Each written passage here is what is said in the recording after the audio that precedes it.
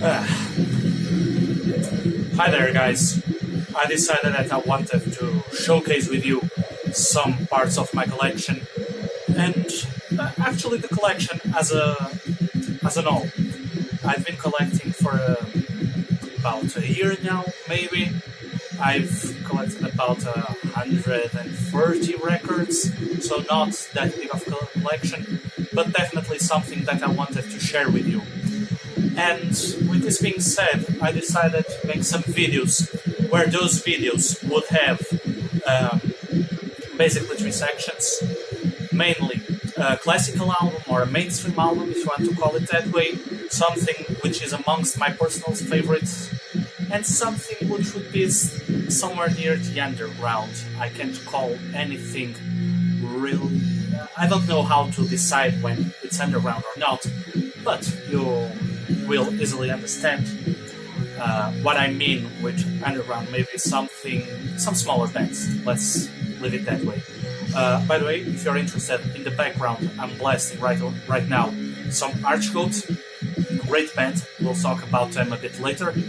And without further ado and without further explanation, I will start right away. So, without, like I said, without any ado, first and foremost, mainstream or a classic album, if you want to call it that way.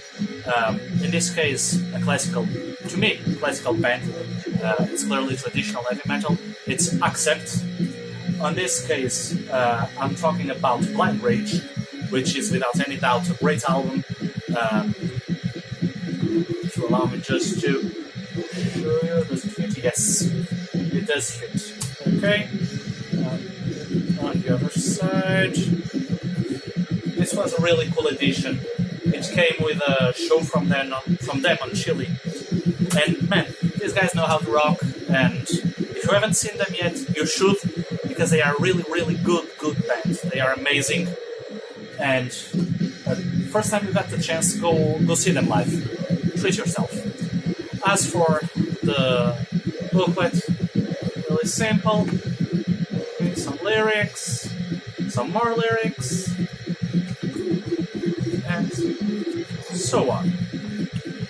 Well, regarding the album itself and why this particular album is in my collection, I started to listen to Accept way too late, way too late. I believe it was when they released Blood of the Nations. From that moment onwards, I really got into their sound. Like I said, really traditional heavy metal, really strong and determined, let's leave it there, sound.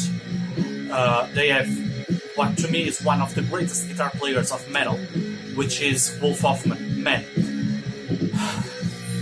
you can't talk about Accept without talking about Wolf Hoffman, and in my opinion, you can't talk about heavy metal without talking about Accept, which translates to what I believe is one of the most important guitarists on heavy metal. And as on any other Accept album, you can listen on this record a really strong classical influence. You notice right away that this guy listens to stuff like Mozart and so on. As for the album itself, well, it's from their most recent phase.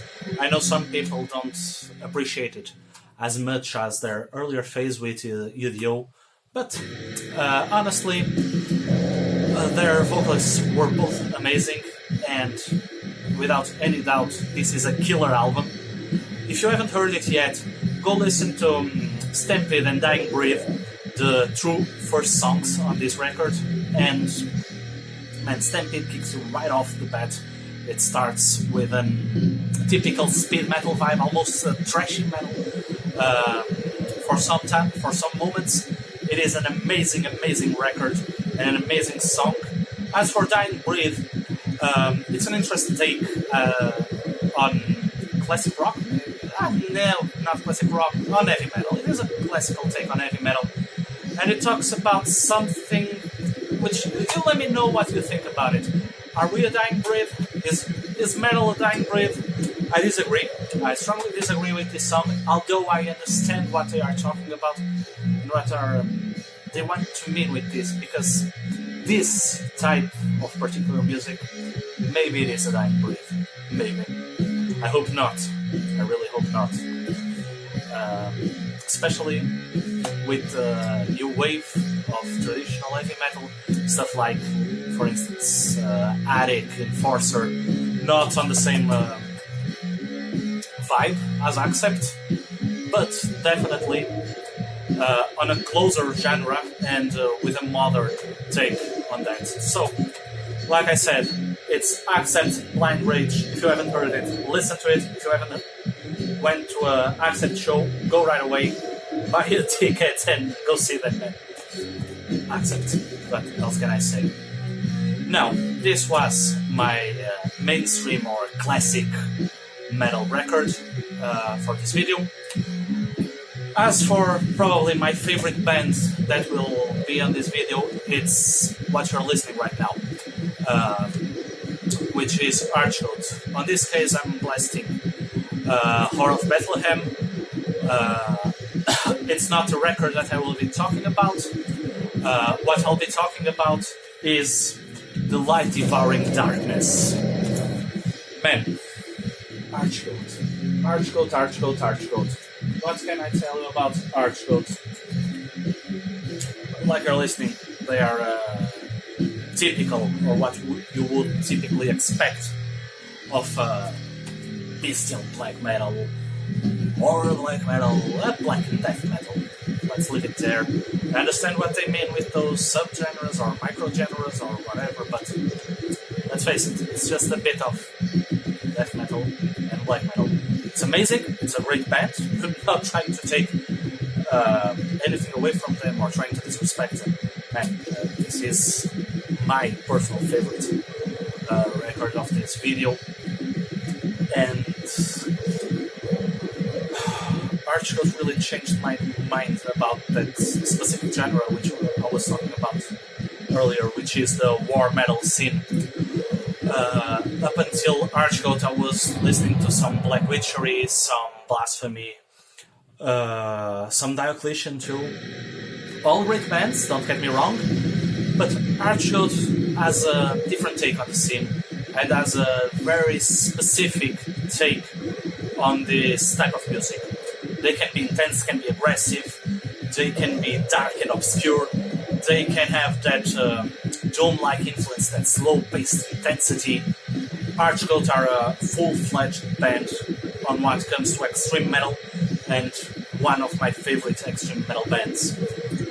I just showed you the cover, but right now, for you guys to see the record itself, translucent, really, really pretty record, man. By the way, I haven't mentioned it earlier, my collection is somewhat of vinyls and CDs, so I will be going through, and for some of them, like I said, Archgoat are an amazing group. This release, and I believe all their releases, the Whore of Bethlehem also comes with this, which is an amazing poster. By the way, man, go see their artwork. Chris Moyen. Great. Does it? Yes. Chris Moyen, to me, is an amazing artist. He designed their artwork, I believe. He also designed for some other bands, maybe. I might be wrong right now with what I'm saying, but I believe some Dominator, maybe? Not sure. Regarding the release now for the inside. Let's try to... yes.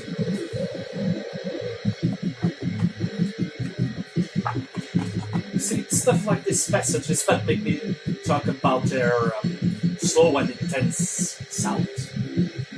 You have a lot of that on this record, on the Light Devouring Darkness. As for the Light Devouring Darkness itself, as a record, as a whole, I would advise you to listen to Tribulation to the King of Worms, especially if you haven't heard Archgoat ever before, because Tribulation to the King of Worms is a song that I believe that really defines what Archgoat does. It has all those variety of sounds that I was talking about earlier. It has that death metal intensity, it has that black metal obscurity, and the chorus itself, it has that slow-paced, almost doomish vibe. As for my personal favorite from this record, it's Goat and the Moon. Man, great song. Again, a bit doomier song, maybe the doomier of the record itself, but an amazing song, no doubt. And something more that I can say about Archgoat besides thank you, really thank you, because you helped me understand war metal, you helped me get into Finnish black metal. I really love their split with Satanic Warmaster. If you have a chance, listen to that too. I will review it on another video maybe, or do something like this, if you can call this a review. I would not. Like I said, it's just a guy talking about some stuff that he likes, and which is on his collection. As for Archgoat, man, listen to it. Listen to it. Don't let the vocals stop you. At first, I had some trouble getting into these gurglish sounds that he's making, but once you get into the vocals, man, you cannot live without its vocals on this type of music, and you will quickly understand that Archgoat's vocals are also a part of what determines them as a band. So listen to Archgoat. On this case, I was talking about Light Devouring Darkness. Another interesting thing about that record is the fact that that specific record is almost, I don't want to say transition phase, but maybe, because you have what you're listening right now, which is Horror of Bethlehem, maybe one of their rawest full lengths, if not their rawest full length. You have then Light Devouring Darkness, which is a transitionary album from their most raw sounding to their cleaner sounds. And then you have stuff like their most recent album, Luciferian Crown, I believe it's its name, correct me if I'm wrong, which is really clean, really well recorded, and it's an amazing album. Basically, if you want to listen to Archgoat, any record on their discography, if you want something that I believe that balances them as a band that shows a lot of what they can do, listen to Light Devouring Darkness. Again, not what you're hearing right now, you're listening to Horror of Bethlehem, just this record. Like I said, won't be talking about it right now. As for the underground or the non-mainstream release, I will talk about something which also got me into a genre. On this case, raw black metal. Raw black metal is something that I could not stand, I could not understand. It really wasn't my thing until I listened to Black Cilice. Man,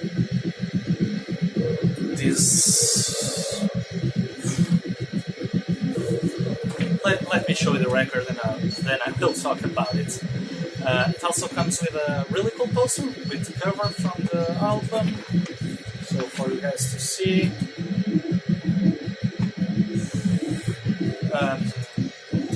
There is something that to me is really funny about these guys, because I am Portuguese, and so is this band. And I find it quite interesting, the fact that I had to learn about this band through Motley Crue Forever. He's someone which I follow, which also shows his collection. And I was seeing some video of him where he spoke about Black Cilice, said that they were from Portugal. I found it weird that I did not know them.